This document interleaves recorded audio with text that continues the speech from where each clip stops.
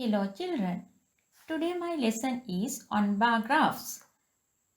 In every year you get a question based on graphs in your O-level question paper in question number 14, as well as 10 marks are allocated for this.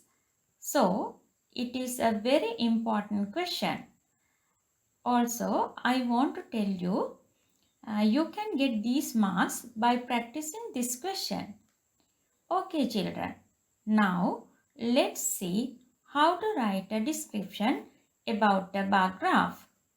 First, you want to read the instructions carefully. It is very important. ඕනෑම ප්‍රශ්නයක උපදෙස් හොඳින් කියවීම ඉතාමත් අත්‍යවශ්‍යයි. එය වැදගත්. Then you want to study the graph and the given words well. ඊළඟට ඔබ කළ යුත්තේ දී ඇති ප්‍රස්ථාරය සහ වචන හොඳින් අධ්‍යයනය කිරීමයි. Now, let's read the question.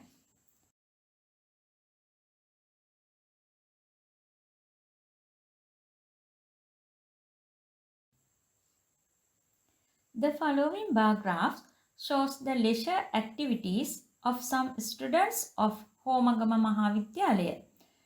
පහත සඳහන් ප්‍රස්ථාරයෙන් පෙන්වන්නේ හෝමගම මහාවිද්‍යාලයේ සිසුන් පිරිසක් විවේක කාලයේදී කරන ක්‍රියාකාරකම් ගැනයි. Study the bar graph, write a description about it. Use the following words. Use about 100 words. එම ප්‍රස්ථාරය අධ්‍යයනය කර දී ඇති වචන භාවිතා කරමින් වචන 100ක පමණ විස්තරයක් ලියන්න කියන එකයි එයින් අදහස් වෙන්නේ. The given words are highest, lowest, equal, least, lower, higher and most. Now, let's write the description. Usually, we write 3 paragraphs for the description. සාමාන්‍යයෙන් අපි ඡේද 3කින් සමාන විස්තරයක් මෙහිදී ලියනවා. In the first paragraph, we write 2 or 3 sentences. අපි මෙහිදී වාක්‍ය දෙකක් හෝ තුනක් ලියනවා.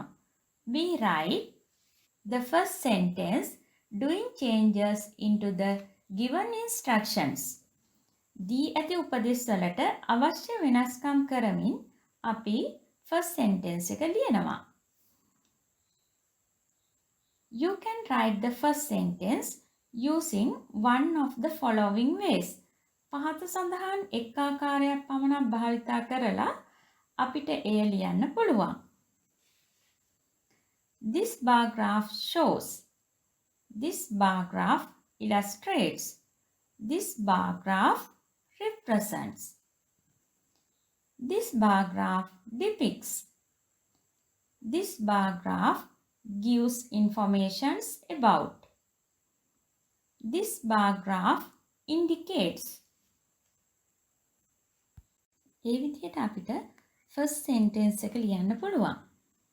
Let's start like this.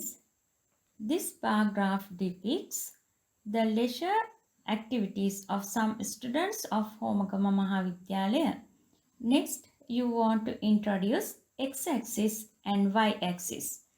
ඊළඟට ඔබ කළ යුත්තේ අක්ෂ දෙක හැඳින්වීමයි. We call y-axis as vertical axis, then x-axis is called as horizontal axis.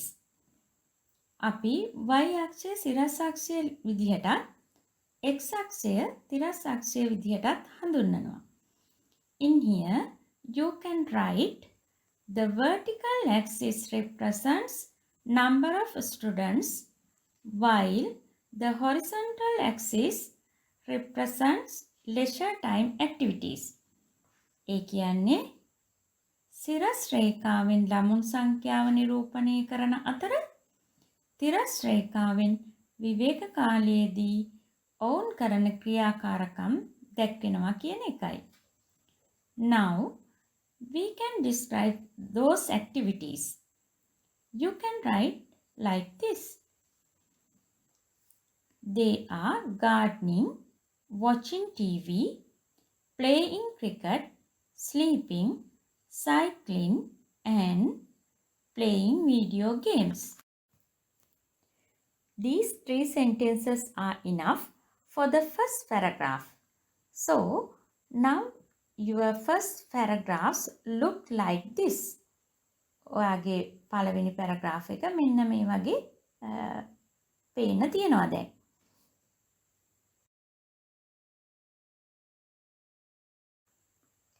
Now, let's move to the second paragraph.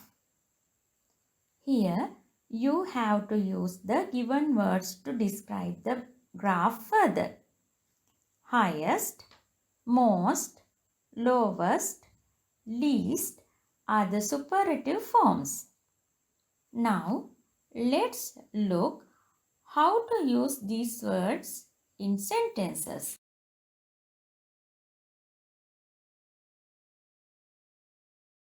The highest number of students watch TV as their leisure activity.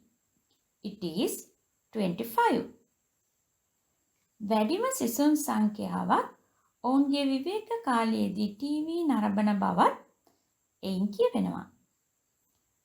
Next, we take the word lowest.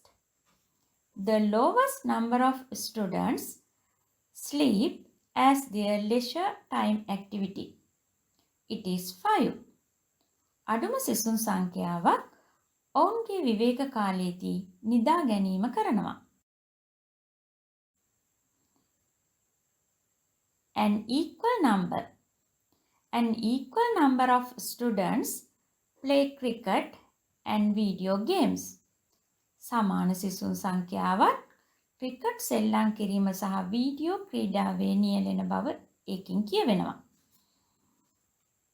Now, let's look how to use higher and lower. We can't use them alone. We want to use them as higher than and lower than because they are in comparative form. It means now we are going to compare the bars. In here, we can write the number of students who play cricket is higher than the number of students who do gardening. Cricket සෙල්ලම් කරන ළමුන් සංඛ්‍යාව ගෙවතු වගාව කරන ළමුන් සංඛ්‍යාවට වඩා වැඩි. එහිදී වැඩි සංඛ්‍යාවක් නියැලෙන ක්‍රියාකාරකම පළමුවෙන්ම ලිවිය යුතුයි. Now, let's see how to use lower than. අපි දැන් lower than භාවිතා කරන ආකාරය බලමු. The number of students who do cycling is lower than the number of students who play video game. Bicycle පදින සිසුන් සංඛ්‍යාව වීඩියෝ ගේම් සෙල්ලම් කරන සිසුන් සංඛ්‍යාවට වඩා අඩුයි. මෙහිදී වඩා අඩුයි is lower than යන්නින් කියවෙන නිසා අඩු සංඛ්‍යාවක් නියැලෙන ක්‍රියාකාරකම වන cycling මුලට පැමිණිය යුතුයි. Now you can arrange the second paragraph. According to the bar graph, the highest number of students watch TV as their leisure activity. It is 25. The lowest number of students sleep as their leisure activity. It is 5. An equal number of students play cricket and video games. The number of students who play cricket is higher than the number of students who do gardening. The number of students who do cycling is lower than the number of students who play video game. Now, let's form the last paragraph. Here, we can use either one of the given three forms to conclude the description. දී ඇති ආකාර තුනෙන් එක් ආකාරයක් භාවිතා කරමින් අපට last paragraph එක ලියන්න පුළුවන්. According to the graph, it is clear that according to the graph, it is evident that according to the given data, we can clearly see,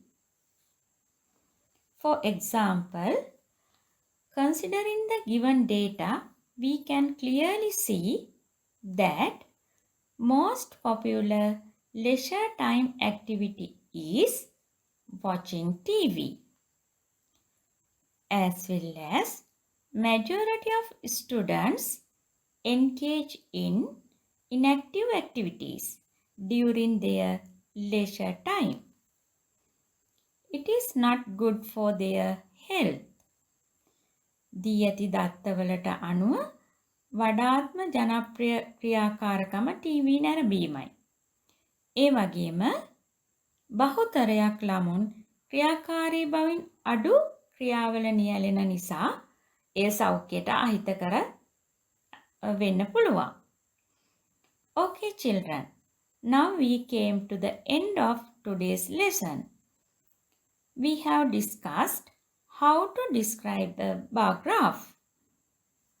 Thank you for watching. I will meet you from another lesson.